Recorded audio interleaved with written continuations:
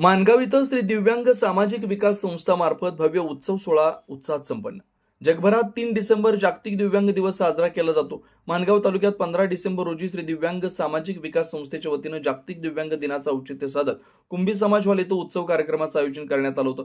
या उत्सवासाठी आवर्जून साईनाथ पवार, सदस्य, दिव्यांग सल्लागार समिती, मंत्रालय मुंबई, विपुल ढुमे, माणगाव तालुका नायब तहसीलदार, निवृत्ती बोराडे, पोलीस निरीक्षक माणगाव, मंगेश पाटील, जिल्हा दिव्यांग समीकरण अधिकारी, वर्षा म्हात्रे, महाराष्ट्र राज्य दिव्यांग विकास महामंडळ मर्यादित मुंबई, अधिकारी अलिबाग, रशाद कर्दमे, रायगड जिल्हा मानवाधिकार अध्यक्ष, समाजसेविका व माणगाव तालुका महिला अध्यक्षा स्वर्णाताई जाधव तसेच इतर अनेक प्रतिष्ठित मान्यवर, श्री दिव्यांग संस्थेचे कोर कमिटी संस्थापक अध्यक्ष इम्रान जळगावकर, कोर कमिटी महिला अध्यक्षा पूजा लहाने, कोर कमिटी कार्यकारी अध्यक्ष सुहास गंभीर, अल्पसंख्याक माणगाव तालुका अध्यक्ष सज्जाद गोडमे, श्री समर्थ दिव्यांग कल्याणकारी संस्था बिरवाडी, श्री दिव्यांग समिती माणगाव आणि माणगाव विभागीय कमिटीचे पदाधिकारी व सदस्य तसेच बहुसंख्येने दिव्यांग बंधू भगिनी उपस्थित होते।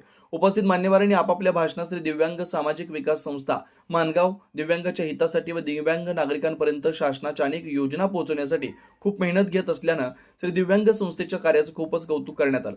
साईनाथ पवार व उपस्थित मान्यवरांकडून दिव्यांग व्यक्तींना शासनाच्या अनेक सेवा सुविधा संदर्भात सविस्तर मार्गदर्शन करण्यात आलं। समाजसेविका स्वर्णाताई जाधव यांच्याकडून दिव्यांग माता भगिनींसाठी साड्या, शिवसेना उपजिल्हा प्रमुख अविनाश नलावडेंकडून पुस्तक, LGPL पेपर इंडस्ट्रीज कडून वह्या, संस्थापक अध्यक्ष इम्रान जळगावकर कडून दिव्यांग गोरगरीब गरजू लोकांना धान्य किट वाटप करण्यात आले। या कार्यक्रमासाठी समाजसेवक निलेश वागरेंकडून भोजनाचं व समाजसेवक रवींद्र सूद कडून चहा पाण्याचं नियोजन करण्यात आलं होतं।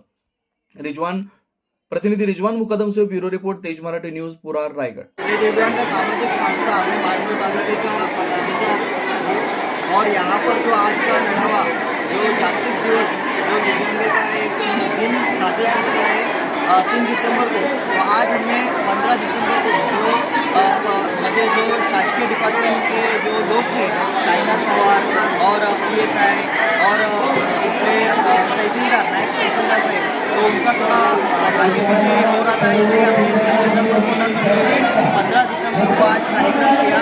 और हमारे कार्यक्रम से बहुत सारे फायदे हुए और जो नई नई स्कीमें शासन की तरफ से जो GR आई हुई है उसकी माहिती हमारे साईनाथ पवार साहब ने हमको दी इस दिव्यांग मेलावे के समय में, और सारी चीज़ें उन्होंने बताई कि दिव्यांगों का कानून और क्या क्या कानून पास हुए हैं, उनके लिए क्या क्या सुविधा आई हुई है और कितने शासन ने उनके लिए निर्णय निकाले हुए हैं।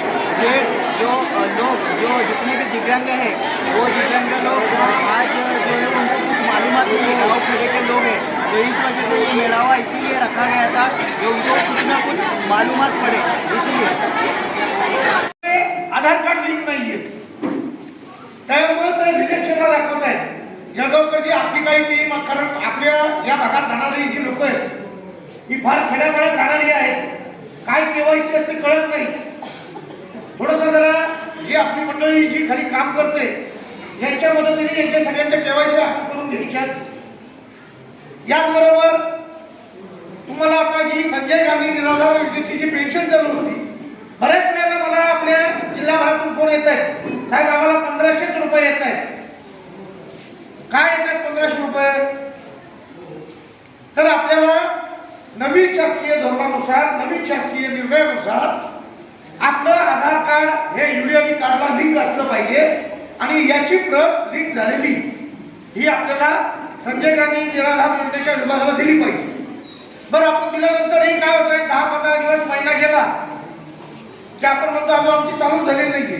पण मुळात अडचणच अशी आहे की जेव्हा आपला सगळा आकडा एकत्र तालुक्याचा तहसीलदाराचा जमा होईल त्यानंतर त्याला मान्यतेसाठी परत जिल्हाधिकाऱ्याकडे पाठवावं लागतंय आणि ती मान्यता घेऊन थोडासा वेळ जातोय।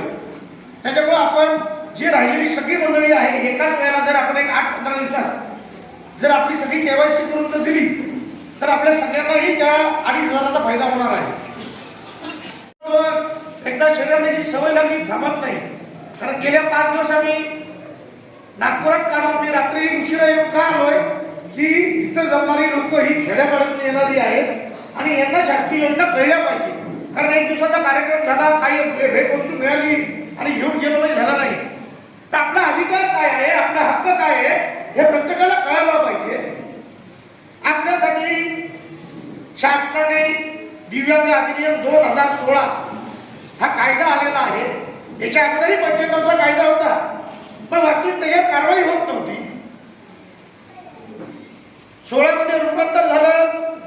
या कायद्यामध्ये 102 कलम आहेत. प्रत्येक कलमाला दिव्यांग व्यक्तीचा विशेष हक्काची तरतूद केलेली आहे. त्याच्यातच मागच्या वेळेला तुम्हाला सांगितलेला की आता यापूर्वी कसंही आपल्या लोकांची टिंगल टावळ्या केल्या जात होत्या, पण आता तेही सोपं राहिलेलं नाहीये.